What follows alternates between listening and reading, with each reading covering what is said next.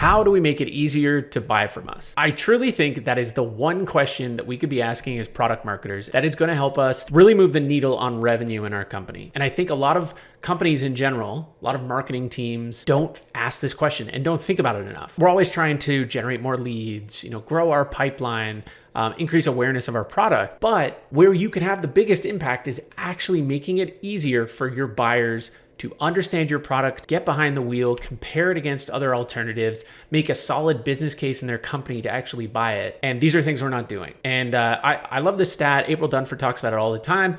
She says 40 to 60% of purchasing processes, purchasing decisions end in no decision. It's not that they choose to go with a competitor. It's that they choose to do nothing. And it's because the buying process, buying software is hard. And so as product marketers, one of the things that you should be thinking about is how you can make the buying process easier. You can do this with messaging, better positioning. You can also do it with content. And what I want to talk about in this video is 6 different pieces of, maybe call it content, 6 different projects, six different initiatives that you can take on that is going to make your buying process a whole lot easier, and it's going to help you move the needle on revenue. So let's get into it. So the first thing is interactive demos. What are interactive demos? Essentially, an interactive demo is what feels like you are actually in the product. It is an interactive demonstration. It's like a tour of their product. A lot of times it's a guided tour. It feels like you're in the actual product and allows you to get behind the wheel, allows you to see the product, actually feel like you're in it without having to sign up for a demo, sign up for a free trial. Even if you have a free product, a lot of times you're asking people to do a lot, signing up for it, giving you their information, having to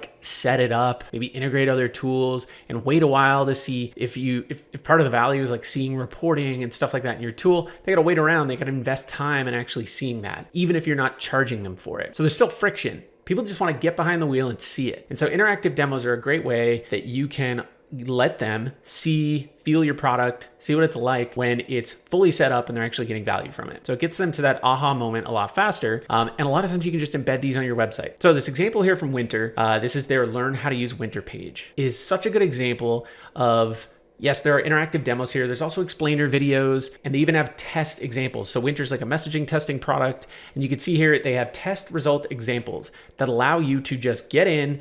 And this isn't even an interactive demo built with a tool like Novatic or anything. This is just letting you see what an example of a fully completed message test looks like in their product. So you can get in, you can see what example feedback looks like. You can get a sense of, oh, if I ran a test like this, this is what it would look like. You can also scroll down here. You can look at their interactive demos.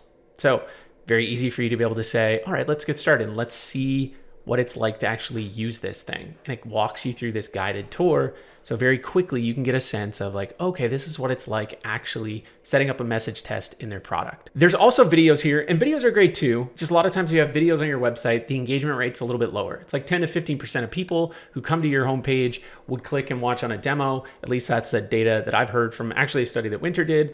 Whereas an interactive demo, I believe it's in the 20 percentile range somewhere in terms of the engagement rate you'd get. All of them are good. The main things, you want to make it so that people can feel like they get behind the wheel of your product, are able to see your product, and you're not gating it by making them sign up for a demo, give you some of their information. I believe these types of things should be ungated like they are here on the Winter website. So this Learn How to Use Winter page is a great example of making it really easy for someone to get behind the wheel and see your product. The next one that I want to talk about here is interactive ROI calculators or impact assessments, whatever you want to call it. A big part of the buying process these days, especially now, is that people have to make a strong business case. They need to be able to say what the return or the impact of your product will be. And an interactive ROI calculator, something as simple as this, is going to help them make that business case and understand what kind of impact they could expect from your product. So this example here with Trainual, a few quick questions, and you can understand how many hours using this,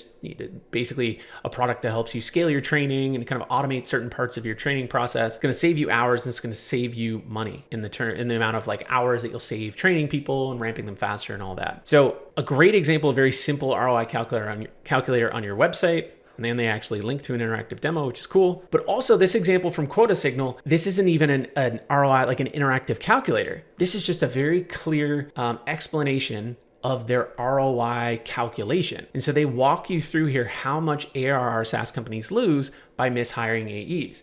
And their service or their product is a solution. It's like basically software sales, interviews as a service is one of the things that they do. So they're telling you, hey, if you work with us, we're going to help you make the right hire, because when you make the wrong hire, here is actually the cost of that. And they break it all down for you. They use a lot of like great kind of animated graphics here that show you this gap. And ultimately, like what you get down to is, organization 1 makes the right hires. Organization 2 loses 7.2 million in lost ARR over 2 years by making the wrong sales hire. So a very clear business case that they're helping you calculate. So a big part of this, when you leave it up to people on their own, they have to do all these calculations on their own. It's very hard for them to make a business case for your product. So if you are a higher ticket item, you can make it a lot easier for your buyers to buy if you help them do that calculation. Continuing on from that, how do you actually make it easier for people to build the literal business case? So, great example of this is Clue. So Clue has this ROI calculator on their website. Great. But once you actually go through that calculation,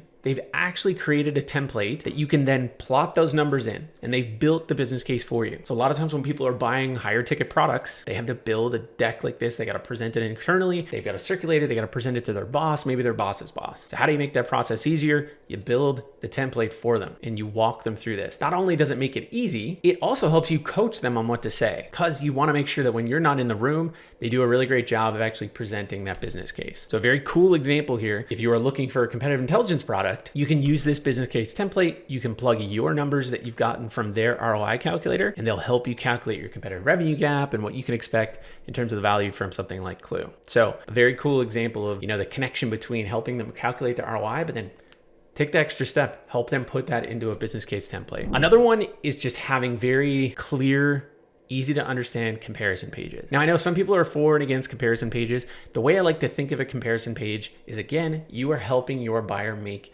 the most educated purchasing decision that they possibly can. So your comparison page is meant to be very clear on why they should choose your product over the alternative. And I really love this example from Ahrefs. And this is that basically comparing Ahrefs to SEMrush and Moz. And what I really like about this page is just how clear it is. So one, they back it up with social proof, different, they basically bring in social proof from other like communities and people talking and stack ranking the different options out there. The big thing that I like here, and they use a lot of data to talk about why they're best in class when it comes to quality, but they just have this section that says 16 unique things only Ahrefs can do. And they walk you through these 16 things. So very, very specific on like, hey, this is the type, these are the capabilities that we allow you to, like, these are the things we allow you to do in our product that you just can't do anywhere else. So it's very clear. And you can see in this section here, you can read down through everything that you can only do in Ahrefs. And the hope is that one of these things is really important to you, it matters to you.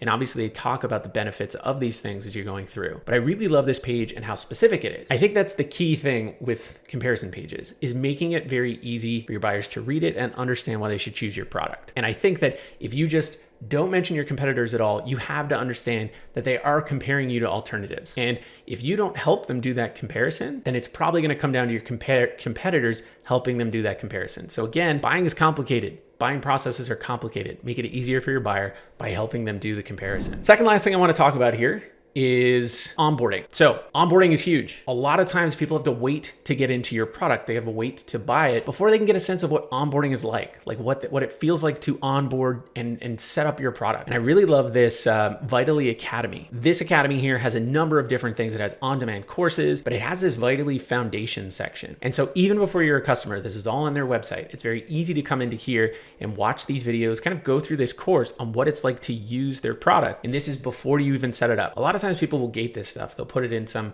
either in their product, or they'll put it in something that you need to be a customer to actually see. And I love how they've put this on their website. They've actually used this as content. They have workshops here that kind of walk people through how to use their product. And all this stuff makes a huge difference. They've even had interactive demos down here. And so if you are someone who's trying to get a sense, again, of what it's like to use their product, but also like what it's like to set up their product, what it's like to go through the onboarding process, it's really easy for you to do that here. And I think that more companies could be putting this type of content out there so that buyers can get a sense of like, what is it like to set this thing up? It's like, I know what they're selling me in terms of like the ROI and the value of this, but what's it actually like to use this and get this thing up and running? I think they do a great job of that. All right, so the last one here is customer stories. Now, one of the most powerful things in marketing is being able to, is a social proof. So being able to see people like you who've been successful with a product, and people, testimonials, people telling you a product is great and the experience they had using it is far more powerful than any company telling you that. And so customer stories are huge. The problem is that a lot of customer stories don't go very deep. They tell you some kind of high level ROI story and some, impact that they've seen, but a lot of times they don't go deep enough to actually show you how someone used the product. And so I love these examples from Notion, because when you get into this one from Boxed, for example, it talks about Boxed Wiki, boost speed and alignment. So they're using Notion to build a wiki, probably an internal wiki for employee onboarding. Great. They actually show you how they use the product. And so they talk about like layers of information, clear navigation. They actually show you their navigation. You can see how they've actually used Notion. And so it feels more real. It feels more tangible. Like you can actually see what they've done in the product and how they got the results that they talk about. And I think that's the connection that's not often made. We talk about the results, we don't talk about how they got the results. And so I love these case studies that go that extra mile. And I think one of the things they do great, Notion specifically, is a lot of times they'll give you templates that are based off what these customers have done. So maybe there's a template out there where you actually get Boxed Wiki. Boxed is wiki, where you can actually see, oh, okay, let's just copy exactly what they did. Because why not? Because templating is so easy in Notion. So those are 6 things that you can do as a product marketer that is going to help you make the buying process easier, so that you can take that 40 to 60%, give or take, of potential customers that actually just abandon the whole process because it's too complicated, it's too hard. It's easier and safer just to do nothing. You can take those and you can cut down on that. And without having to go out and find